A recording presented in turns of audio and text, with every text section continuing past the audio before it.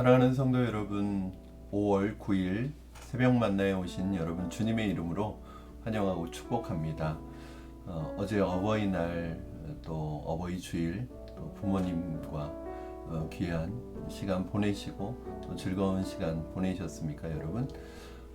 이번 한 주간부터 또 새롭게 시작하는 시간들 속에서 하나님의 말씀 붙들고 믿음으로 승리하시고요. 무엇보다도 하나님이 우리에게 주시는 그날 주시는 이 말씀이 여러분의 삶에 걸어가는 발의 등과 빛이 되시기를 주님의 이름으로 축원합니다. 그래서 여러분의 걸어가는 길이 막막하고 어두운 길이 아니라 주님의 말씀의 빛 가운데 걸어가는 밝은 길이 되기를 주님의 이름으로 축복합니다. 오늘 우리에게 주시는 하나님의 말씀은 마태복음 3장 13절부터 17절까지의 말씀 보도록 하겠습니다. 마태복음 3장 13절부터 17절까지의 말씀입니다. 제가 여러분에게 봉독해 드리도록 하겠습니다. 이때 예수께서 갈릴리로부터 요단강에 이르러 요한에게 세례를 받으려 하시니 요한이 말려 이르되 내가 당신에게서 세례를 받아야 할 터인데 당신이 내게로 오시나이까. 예수께서 대답하여 이르시되 이제 허락하라. 우리가 이와 같이 하여 모든 의를 이루는 것이 합당하니라 하시니 이에 요한이 허락하는지라. 예수께서 세례를 받으시고 곧 물에서 올라오실새 하늘이 열리고 하나님의 성령이 비둘기같이 내려 자기 위에 임하심을 보시더니 하늘로부터 소리가 있어 말씀하시되 이는 내 사랑하는 아들이요 내 기뻐하는 자라 하시니라. 아멘. 사람들과 대화를 나누다 보면 그 사람이 어떤 관심사가 그 사람의 주된 관심사인지 알 수 있게 되는 경우가 많이 있습니다. 왜냐하면 주로 그 사람이 평상시에 가지고 있는 주된 관심사가 대화나 이런 말을 통해서 드러나는 경우가 많이 있기 때문에 그렇습니다. 평상시에 관심사가 돈인 사람은 은연중에 자신도 모르게 그런 돈에 대한 이야기를 많이 하게 되고요. 평상시에 관심사가 어떤 세상에서의 성공과 출세와 어떤 세상에서 성공하는 것인 사람은 그의 대화와 말과 대화 속에서 그러한 것들이 은연중에 드러나게 되어 있습니다. 그러나 또 한편으로는 아무 생각이 없는 사람도 있습니다. 어떤 관심사도 없는 사람이 있습니다. 그 특징이 뭐냐면 말할 때마다 그 사람과의 대화를 할 때마다 어떤 일관된 주제가 없고 이 말도 하고 말할 때마다 달라지고 말할 때마다 아무 말이나 하는 경우가 많죠. 흔히 하는 말로 요즘 말로 아무 말 대잔치입니다. 그러니까 이 사람의 말을 들으면 도대체 이 사람이 어떤 생각을 하는 사람인지 알 수가 없는 경우도 있는데 그런 경우는 대부분 어떤 생각이 아예 없는 사람일 경우도 많이 있습니다. 그러니까 어떤 부분에 대해서 고민하고 생각하고 관심 가지고 있는 것이라기보다 아무 생각 없이 살아가는 사람들도 있겠죠. 오늘 본문은 우리에게 있어서 예수님의 주된 관심사가 무엇인지를 알게 해주는 아주 귀한 소중한 본문이라고 할 수 있습니다. 세례 요한이 요단강에서 세례를 베풀고 있는 그 장소에 어느 날 예수님께서 등장을 하십니다. 세례를 주고 있는 요한에게 있어서 예수님의 등장은 굉장히 충격적인 등장이었을 것 같아요. 오늘 본문 13절에 보니까 예수님께서 갈릴리에서 요단강에 오신 이유가 세례를 받기 위해서 오셨다고 그렇게 말씀하고 있습니다. 예수님께서 세례를 받으려고 하자 가장 놀란 사람은 바로 세례 요한이었을 것입니다. 놀란 이유는 당연하겠죠.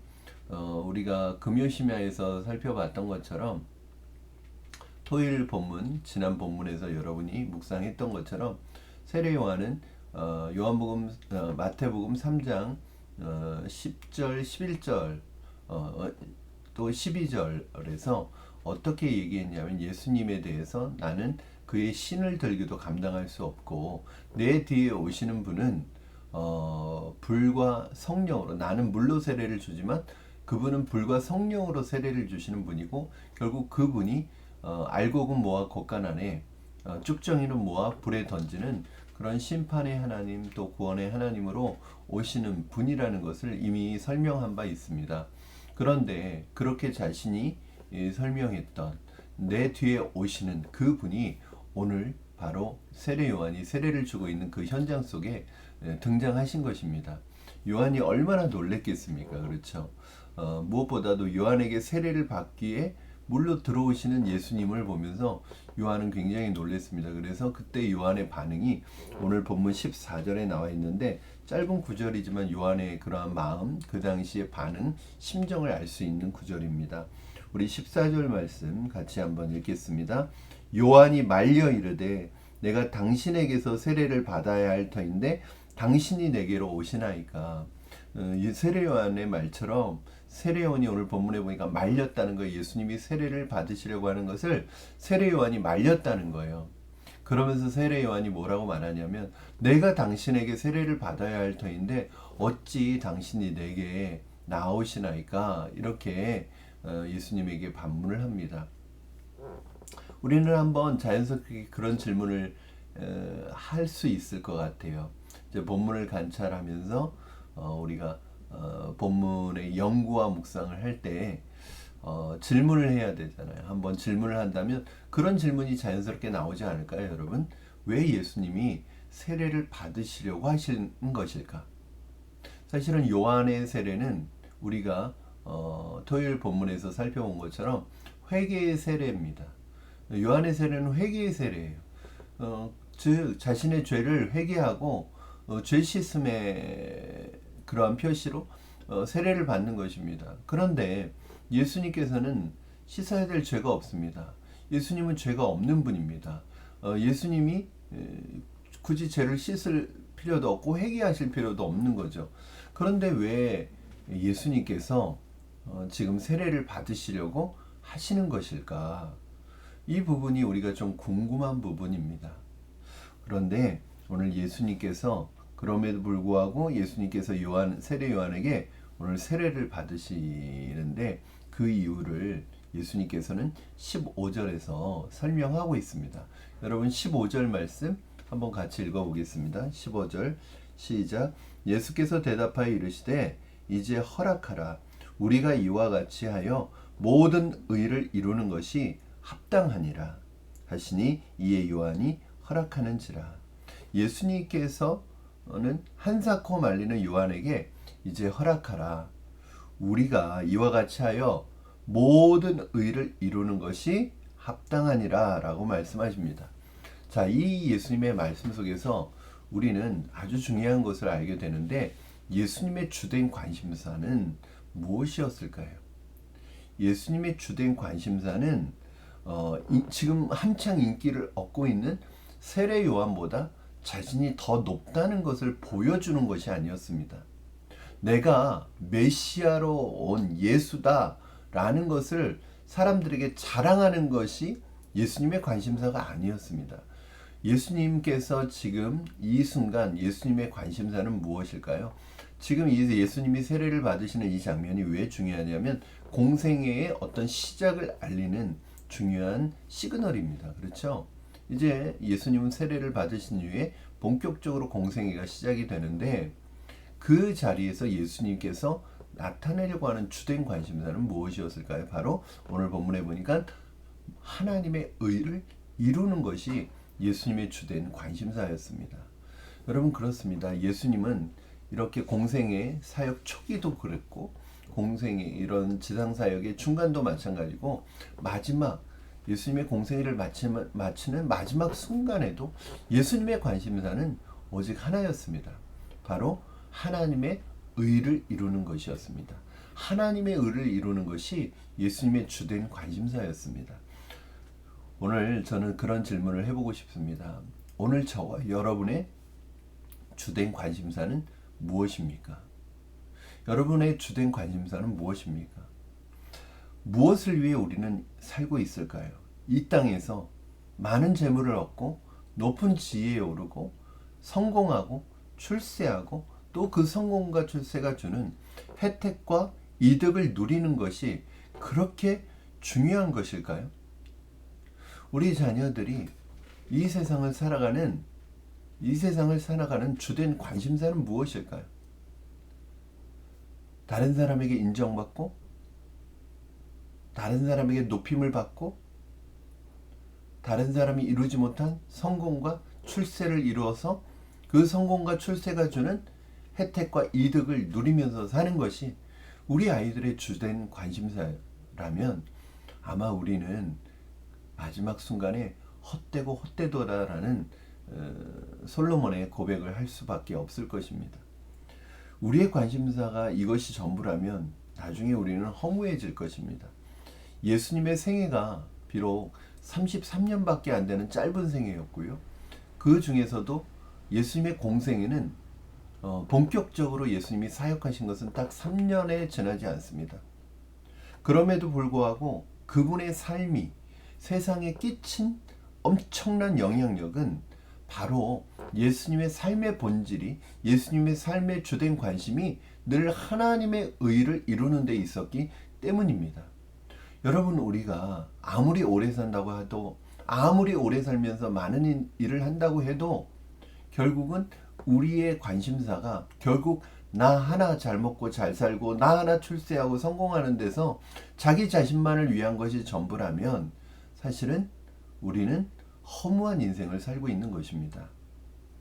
우리가 얼마를 살든지 얼마나 이 땅에 거하든지 우리의 관심사는 바로 하나님의 뜻을 이루는 것이기를 바랍니다. 하나님의 의를 이루는 것이기를 주님의 이름으로 축원합니다. 예수님께서는 세례를 통해서 새 시대의 백성의 일부가 되기를 원하셨고 새 시대의 백성들과 함께 하기를 원하셨습니다. 즉 이 회개를 통해서, 이 세례를 통해서 이제 하나님의 백성을 통한 새 시대가 열리는 것인데, 예수님도 그 새롭게 시작되는 하나님의 왕국, 그 왕국의 백성들인 그 사람들과 동일한 마음으로, 동일한 그 영역에서 함께 그 왕으로 시작하는 것이죠. 그래서 예수님이 세례를 받고 이제 올라오실 때 하늘이 열리고 성령이 비둘기의 모습으로 내려와서 하늘에서 소리가 납니다. 이는 내 사랑하는 아들이요 내가 기뻐하는 자다. 이것은 무엇이냐면 일종의 왕이 즉위식이에요. 즉 왕이 즉위를 하는 그 순간입니다. 그럼 예수님께서 왕으로 즉위하는 이 순간은 하나님의 백성들과 가장 낮은 자리에서 시작하게 되고 또 하나님의 음성을 듣고 시작하게 되는 것입니다. 세상의 왕의 즉위식과는 그 방식이 너무나 다른 거죠. 세상의 왕의 즉위식은 어때요? 가장 높은 자리, 가장 중요한 자리, 왕의 권위, 이런 게 중요합니다. 어떤 스케일, 이런 게 되게 중요합니다. 이번에 대통령 그 취임식 때 그 어떤 만찬이나 이런 연회가 어마어마할 것이라는 그런 예상을 하고 예상이 된다고 합니다. 사실은 세상의 왕, 세상의 임금들, 세상의 대통령들, 세상의 지도자들은 마치 그것이 자신의 권위를 상징하는 것 같이 생각되어서 거기에 자신의 모든 것을 투자하죠. 그러나 하나님 나라의 왕의 즉위식은 바로 세상의 방식과는 다른 것입니다. 세상의 왕은, 세상의 방식은 사람들에게 높임을 받고 어떤 자리와 어떤 권위가 주어지는 게 굉장히 중요하지만 하나님 나라의 방식은 어떤 거예요? 사람들의 인정과 사람들이 생각하는 그 높은 자리와 위치가 아니라 무엇이냐면 바로 하나님의 말씀을 듣는 것이 바로 하나님 나라의 방식입니다. 우리 또한 이 세상을 살아가는 동안에, 저와 여러분이 이 땅에 살아가는 동안에 이러한 세상의 방식과 관행을 따라가지 않고 하나님의 음성을 따라가는 하나님의 백성이 되시기를 주님의 이름으로 축원합니다. 이미 앞세대에서 그렇게 해왔기 때문에, 이건 관행이기 때문에, 이건 세상의 방식이기 때문에 따라가지 마시고요. 한번 생각해 보십시오. 이것은 정말 하나님이 기뻐하시는 일인가? 성령께서 기뻐하시는 일인가? 고민해 보십시오. 그래서 우리가 세상의 방식을 따라가는 것이 아니라 하나님의 음성을 따라가는 저와 여러분이 되기를 주님의 이름으로 축원합니다. 바로 예수님은 그렇게 우리에게 삶의 본을 보여주셨습니다. 오늘도 저와 여러분이 세상의 방식이 아니라 예수님의 방식, 세상의 문화가 아니라 주님의 음성을 따라가는 하나님, 주님의 백성들이 다 되시기를 예수님의 이름으로 축복합니다. 기도하겠습니다. 살아계셔서 역사하시는 하나님 아버지 감사합니다. 오늘도 하나님의 말씀을 묵상하는 가운데 귀한 통찰력과 깨달음을 주신 것을 감사합니다. 하나님, 예수 그리스도께서 이 땅 가운데 하나님 사랑하는 주된 관심사가 그분의 시작과 과정과 마지막 순간까지 하나님의 의를 이루는 것이었습니다. 하나님, 우리의 주된 관심사는 어디에 있는지 점검하게 하여 주시옵소서. 하나님, 이 땅에 살아가는 동안에 우리의 관심사가 하나님의 뜻을 이루는 것에 있게 하여 주시옵소서. 주님처럼 살아가게 하여 주시옵소서. 얼마나 많이 오래 살았느냐가 중요한 것이 아니라 우리의 삶이 어떻게 쓰임받았느냐가 중요한 것이 되게 하여 주시옵소서. 하나님, 우리가 일하는 것, 우리가 행하는 모든 것들, 우리의 직업, 우리의 학업, 우리 자녀들이 공부하는 모든 목적, 이 모든 것이 하나님의 의를 이루는 것이 되기를 원합니다. 하나님의 나라의 뜻이 이루어지는 것이 되기를 원합니다. 오늘도 그 마음 우리의 마음속에 새기며 살아가는 하루가 되게 하여 주시옵소서. 세상의 방식을 따라가는 것이 아니라 하나님의 음성을 따라가는 우리가 되게 하여 주시고, 세상의 방식을 따라가는 것이 아니라 예수님의 방식을 따라가는 우리가 되게 하여 주셔서 이 세상의 관행과 이 세상의 방식에 거부하고 하나님의 방식을 오늘도 붙들고 살아가는 우리가 되도록 축복하여 주시옵소서. 감사드리며 예수님의 이름으로 기도드립니다. 아멘. 사랑하는 성도 여러분, 오늘도 하나님께서 여러분과 함께 하시기를 주님의 이름으로 축원합니다. 이 세상을 살아가다 보면 수많은 세상의 관행들과 세상의 방식들 안에 우리도 모르게 흡수되어서 생각 없이 살아갈 때가 많이 있는데, 여러분 그 순간마다 질문하시기를 바랍니다. 하나님의 기뻐하시는 것이 무엇일지, 어떤 것이 하나님의 의를 이루는 것일지 고민하는 저와 여러분 되기를 바라고요. 그것 때문에 기도하는 저와 여러분 되기를 주님의 이름으로 축복합니다. 우리 내일 새벽 만나 시간, 5월 10일 화요일 새벽 만나 시간에 다시 말씀으로 여러분과 만나도록 하겠습니다. 오늘 하루도 주님의 통치와 다스림 가운데 주님을 기쁘시게 하는 삶이 되기를, 하루가 되기를 주님의 이름으로 축복합니다. 사랑하고 축복합니다, 여러분.